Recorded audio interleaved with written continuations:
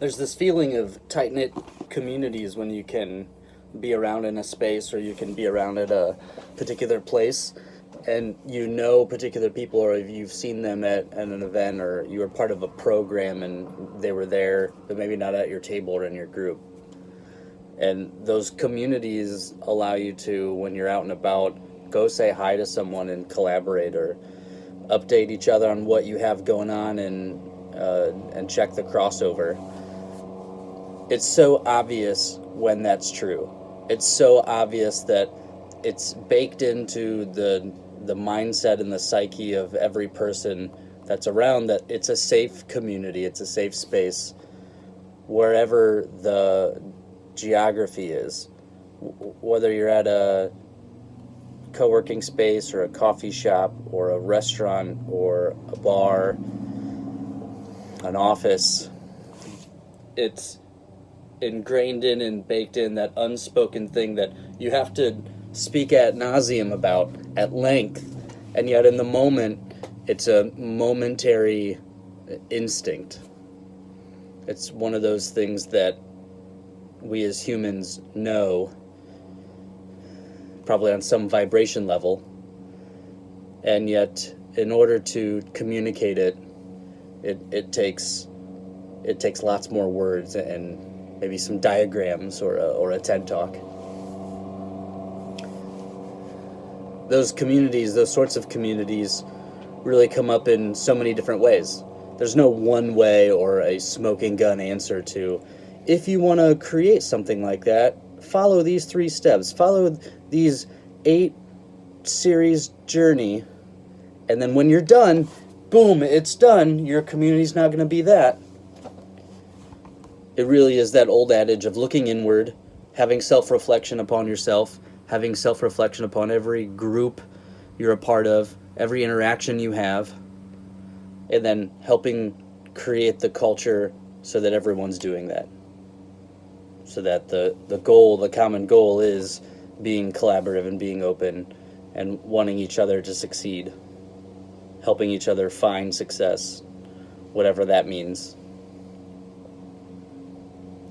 And so all of a sudden, it creates that infinite tree of the different ways and different steps you might take.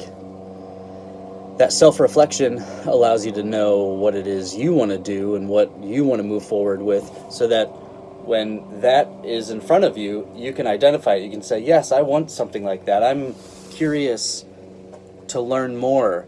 I want to know more about what you do. Can we sit down and have some coffee? I'd love to have a sit-down chat and interview you about your experiences. I'd love to have dinner with you and understand how it is you think about the world. Because 2 things usually tend to happen when you have a conversation with someone else. There's validation about things that you thought you understood a certain way, and they are that way. Great. And there are updates that you get on the ways you thought they worked, and here's the tweak. It's not quite that way. It's similar. Here's how to really think about it.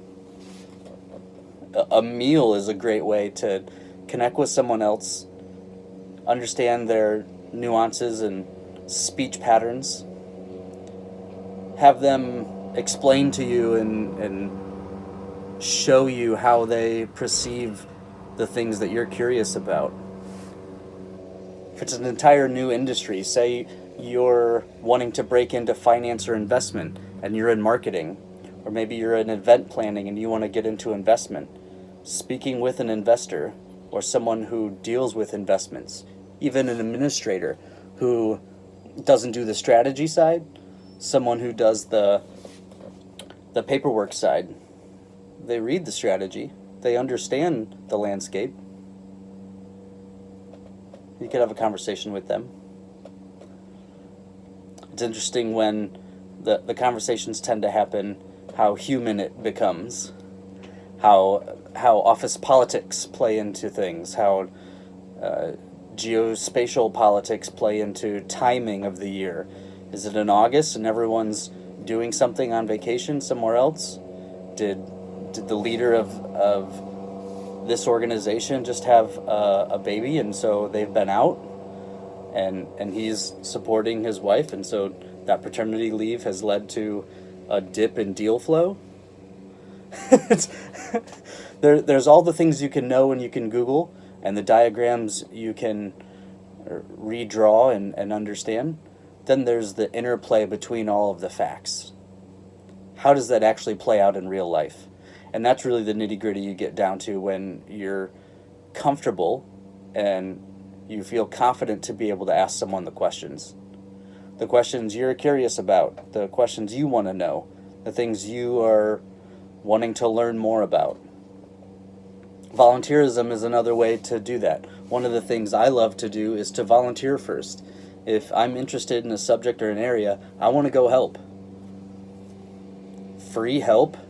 People are usually open to free help.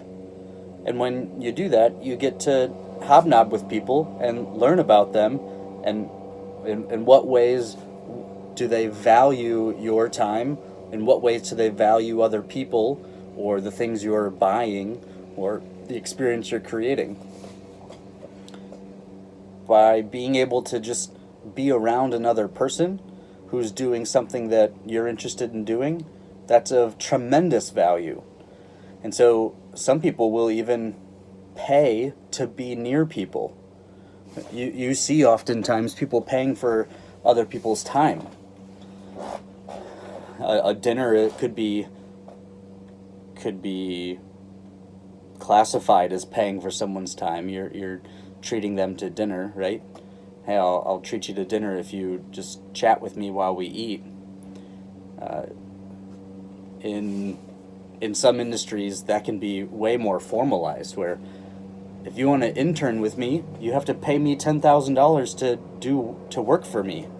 You have to pay me to work with me. That happens. There are people who are of such prowess, and they've decided that it's a thing that they want to take that direction, that instead of some other process for bringing people into their lexicon, it is you pay to buy in. You pay to get into the inner circle. And people pay in. That whole reality of working with people closely over a period of time is just true. So buying in, doing a dinner, volunteering, or simply attending, that's another one. Starting a business to do business with them. Do the shipping or make the boxes that they ship their stuff in, or be the service provider that they use in their industry. You can create a whole business that is tertiary to the thing you actually want to do and move in that way. So however that happens, the idea of industries or even geographies where people, as they interact, are comfortable and feel like what it is they want to do is valued, and so they feel confident to go up to someone and ask them about it, creating that sort of reality that in the moment that feels true, that in the moment it's just the way you go about interaction. Man, is it so obvious when you're in a community like that the conversation is just different. It's just different.